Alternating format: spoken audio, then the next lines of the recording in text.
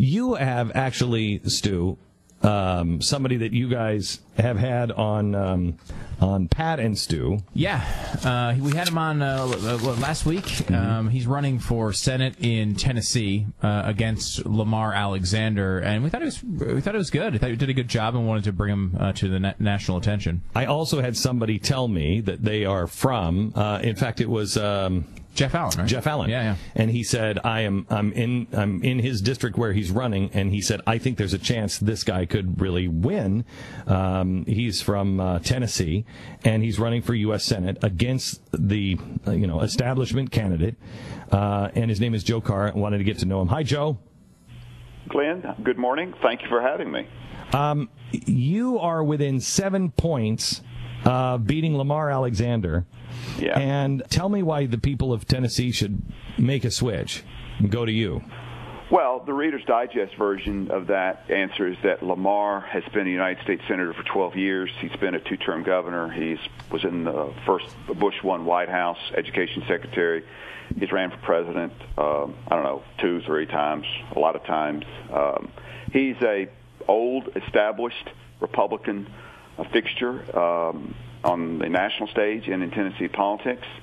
And unfortunately, in the last 12 years as a United States Senator, the voters of Tennessee can't tell you anything that he's done, any laudable, notable legislative achievement in the last 12 years, unless, of course, you count the fact that he gave Tennesseans permission to fish below the dam.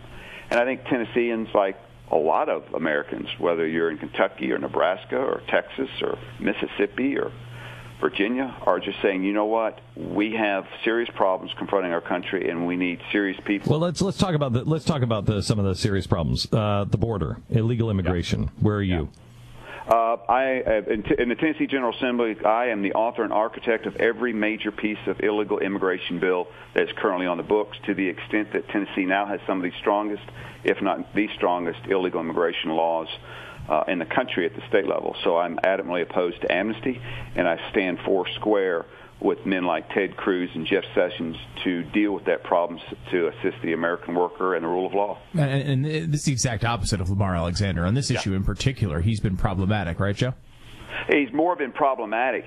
He has sided with the United States Chamber of Commerce on ensuring that we inflate the number of undocumented workers in this country so that we can consistently suppress wages for the American worker while attacking the rule of law. And that creates problems, because when Lamar Alexander or any United States senator is beholding the United States Chamber of Commerce on this issue, as you well know, Glenn, he's also beholden to them on the issue of Common Core, and Lamar supports Common Core as well. Well, Pat has some audio here of Lamar Alexander on big government education. Do you have that audio? I don't have it on me, actually. I can't find it right now. We used to have this. Let me help you with the audio. The audio would say, when asked about Common Core, let's don't talk about Common Core. Or let's talk about not having a national school board. So he obviously obfuscates the question and tries to deflect.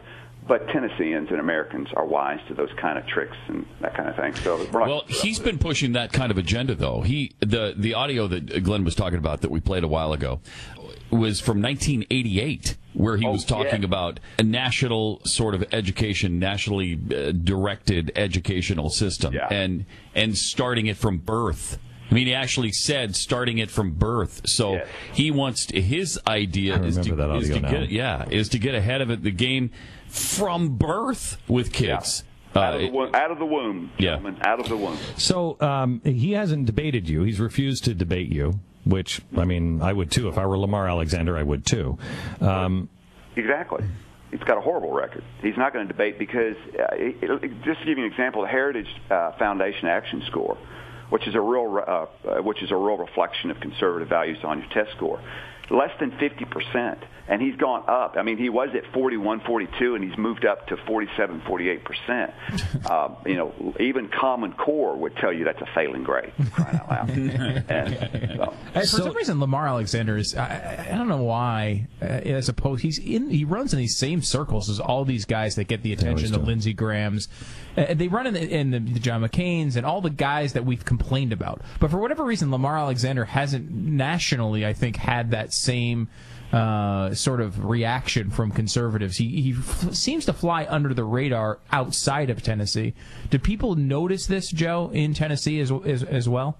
Yeah, we really do, and that's a really good point, because what Lamar's done is he's done a real good job of staying off the talk shows, staying out of the limelight, but consistently following the GOP establishment pattern of capitulating to the Democrats on every principled issue there is. It doesn't matter whether he subverted Cruz's efforts to defund Obamacare by sitting down with Chuck Schumer and devising the plan that did so, or it doesn't matter whether he voted yes on cloture to take away veterans' benefits, or it doesn't matter if he voted for amnesty, or he's voted for every tax hike there ever was, or cash for clunkers, and we could go on and on and on. And Joe, he was one of the guys too. Quietly, because he doesn't talk about it. He gave cash too. He was one of the guys that gave cash to Thad Cochran to pull off this thing in Mississippi, where they, got the people, many of them seemingly illegally, to vote for Cochran that were Democrats and cross lines. Isn't that right?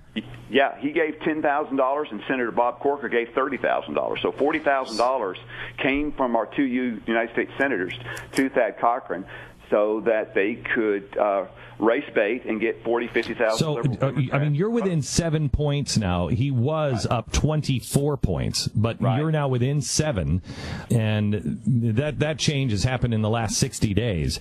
You're trending to be the guy that Tennessee says we want to be the candidate for U.S. Senate. But with the... It's going very well. We got Laura Ingram's endorsement recently. Tea Party Patriots has endorsed us. Sarah Palin, Governor Palin, we got her endorsement yesterday. Everything is trending our way, because that first poll you referenced, Glenn, was at the end of May, middle of May, and that last poll you referenced was about 2 weeks ago. So the trend is our friend here, and there's a wave building. And for people who want information on our campaign, they can go to our web address, carr4tn.com.